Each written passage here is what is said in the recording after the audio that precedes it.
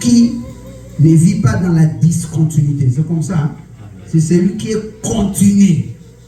Quand nous conduisons, il y a quelque part, il y a deux bandes. Il y a des lignes où on dit vous ne pouvez pas dépasser. C'est-à-dire la ligne là est continue. Quand vous osez, vous commettez quoi? L'erreur. Une bonne nouvelle pour vous. L'oncle que tu crains là, un jour il va mourir. Amen. La tante que tu as peur là, un jour, elle mourra aussi. Amen. Mais parmi les noms, il y a un homme qui a laissé une tombe vie. C'est cet homme-là qui a pris l'option de venir vous permettre à laisser la tombe de maladie pour courir comme l'homme de 38 ans. Il a dit quoi? Lève-toi et marche. Tout part de la manière avec laquelle vous coachez avec Dieu. Que le Dieu de la Bible te bénisse. Que Dieu te fasse encore du bien.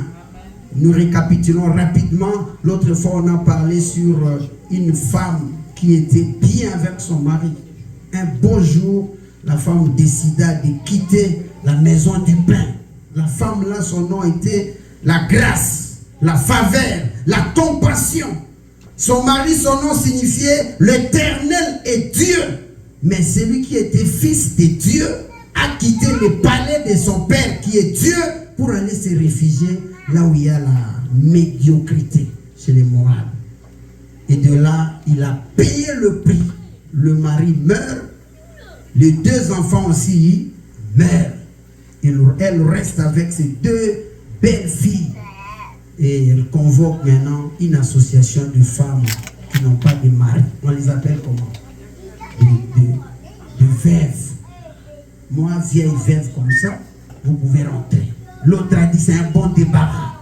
Bien aimé, je t'informe, celui qui t'abandonne là te laisse pour rencontrer les bosses de ta vie. Mais Ruth a dit non, mon nom signifie celui qui accompagne l'autre. Mais la femme dont je m'accroche à elle, son nom signifie la grâce. Et la famille ou la maison où la femme rentre signifie Bethléem. Donc la maison du pain.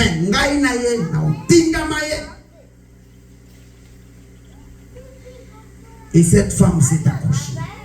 De par sa conviction à l'égard de cette vieille femme, la Bible dit, un jour la vieille lui a dit, demoiselle, je vais maintenant préparer ta retraite. Bien, mais notre Dieu est sans pareil. Il est le seul qui peut prendre un esclave vendu, esclave prisonnier et faire de lui roi, vice-roi dans un pays étranger. Il est celui, peu importe la manière avec laquelle tu es pénétré du jour au lendemain, il s'appelle et changé. C'est un Dieu vrai. Je suis à l'Équateur, chez nous au Congo. Un jour, un ami nous raconte son père avait l'argent. Et à la veille de sa mort, il convoque ses enfants. Il dit, mes enfants, je vais mourir. Mais vous savez, ça, c'est notre protection. Mais il faut quand même que toi, tu restes avec. Et du jour au lendemain, le garçon dit à son père, si réellement, papa, la chose la protège, toi, tu n'allais pas mourir. Par conséquent, aussi je ne prends pas. L'ami n'était pas chrétien. Mais la manière de réagir, Dieu aime les courageux. Et un jour, parce que nous parlons sur sans Dieu, personne d'autre ne peut changer l'histoire de ta vie. Là, on a parlé l'autre dimanche sur Samarie. La Samarie aujourd'hui, c'est quoi? C'est là où tout est mélangé. On a essayé de présenter que la Samarie, c'était la capitale du royaume du Nord. Dieu avait séparé le royaume d'Israël suite à la désobéissance. Et l'Éternel a pris un monsieur, on a chanté même Bisoto Benga Makiti. C'est comme vous, c'est comme moi. Nous étions dans nos rituels d'autrefois, mais du jour au lendemain, Dieu a fait de nous des chrétiens. Et Dieu a donné condition à ce type, je ne rentre pas, son nom c'était Jéroboam. Faites tout, recevez la gloire, qu'on te célèbre comme étant roi, mais qu'on aille me célébrer, m'exalter, m'honorer où? À Jérusalem. Mais ce type, suite à l'envie, suite à l'orgueil, il s'est détournant, et détournant même les enfants de Dieu en érigeant des statues, en érigeant même des autels pour rendre gloire à un Dieu Ekekou, un Dieu Mioué, un Dieu qui ne parle pas, un Dieu qui ne peut même pas faire quoi que ce soit. L'Éternel est Dieu. Un jour pour l'histoire, on a pris l'arche de l'Alliance, on a déposé ça dans les palais, là où la divinité des Philistins siégeait. C'était ça. Dagon. La Bible dit, l'autre fois quand il rentre, Bakoutier, il est par terre. On a essayé un peu de l'arranger. Mais lorsqu'ils sont revenus, on a trouvé des pistes. Dieu t'a choisi. Dieu t'a donné tout. L'opportunité d'être là où vous vivez. Aujourd'hui, vous partez. Tu as oublié, comme disait Pasteur Roland, vous êtes en train de se laver, Maman Sam. Mais tu connais tout ce qui se passe à l'extérieur. Les gens qui se battent là. Et lui, il a tapé l'autre. Mais Dieu t'a fait oublier ça. Mais Dieu te dit, tu es mon temple. Donne gloire à mon nom. Tu es mon temple. Donne gloire à mon nom. Parce que tu peux tout toucher, sauf à ce qui fait que la main de Dieu soit comme ça. Et ce qui fait que la main de Dieu soit comme ça, c'est le péché. Tu peux tout. Mais tout passera, sauf la parole de Dieu. Or, la parole de Dieu vient nous fixer, nous positionner par rapport à notre futur. Peut-être tu seras choqué. L'église n'est pas là pour dire tu vas te marier. Non. L'église n'est pas là pour te dire tu auras des millions. Non. La première mission de l'église, c'est de nous préparer à ce royaume qui ne passera jamais. Que Dieu bénisse le modérateur. Il a dit, il faut regarder ce qui se passe de l'autre côté. Aujourd'hui, avant que je quitte, je vis comment Israël est en train de bombarder. Ce sont des signes qui ne trompent pas. La Bible dit, toi qui vois, toi qui lis, fais quoi? Fais attention. Tout passera, sauf la parole de Dieu. Les femmes aussi passeront. Les hommes aussi passeront. L'argent passeront, sauf la parole de Dieu. Nous sommes comme en Samarie. Et la Bible, nous sommes dans 1 Roi. Si nous pouvons lire la parole, lisons-nous s'il te plaît. Je suis dans 1 Roi chapitre 18. Je lis à partir de point 17. Je lis dans le nom de Jésus rapidement. Après ces choses, les fils de la... Non, 18, 17, excusez-moi. À peine Akab aperçut-il Élie, qui lui dit, est-ce toi qui jettes les troubles en Israël? 18, Élie répondit, je suis dans 1 Roi 18, le point 17. À peine Akab aperçut Élie qui lui dit, est-ce toi qui jettes les troubles en Israël?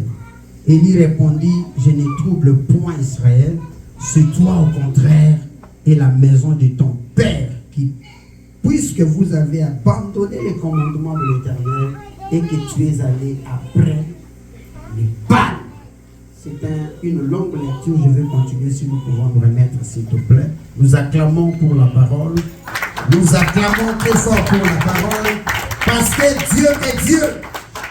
Bien-aimés dans le Seigneur, cette histoire nous montre comment un jour l'environnement où nous sommes était devenu tellement pollué.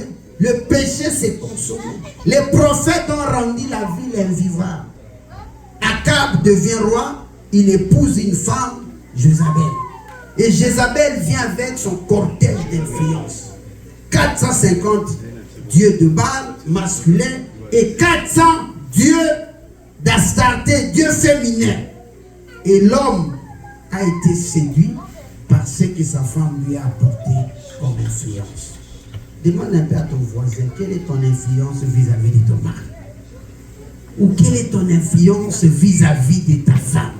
Quelle est ton influence au sein de l'église, au sein de la communauté?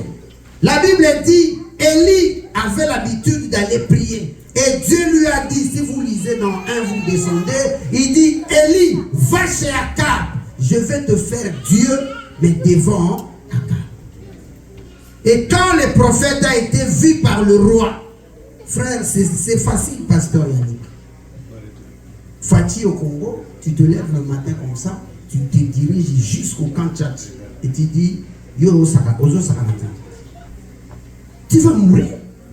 Le chef a le service de sécurité, le chef a l'armée, le chef a des antennes par-ci, par-là. Tu ne peux même pas pénétrer Mongalema.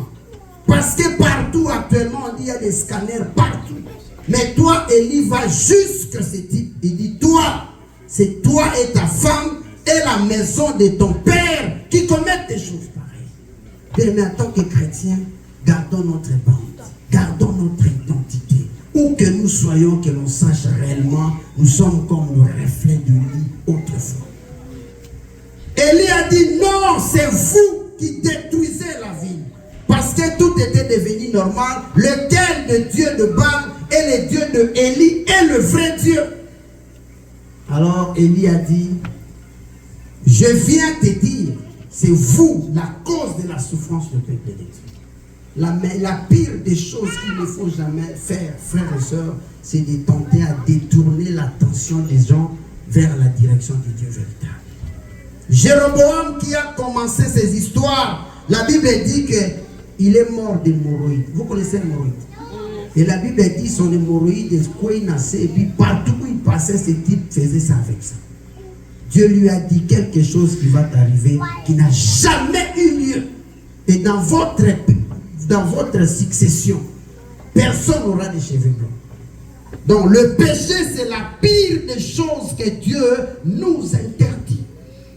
Parce que seul avec Dieu, le pasteur de chez vous, Karambiri, dit, quand on prend tout nombre plus l'infini égale quoi? L'infini. Or notre Dieu, c'est un Dieu infini. Si réellement nous sommes associés à l'infini, rien ne peut nous arriver. La mort ne peut pas toucher à l'infini parce que la mort aura fin.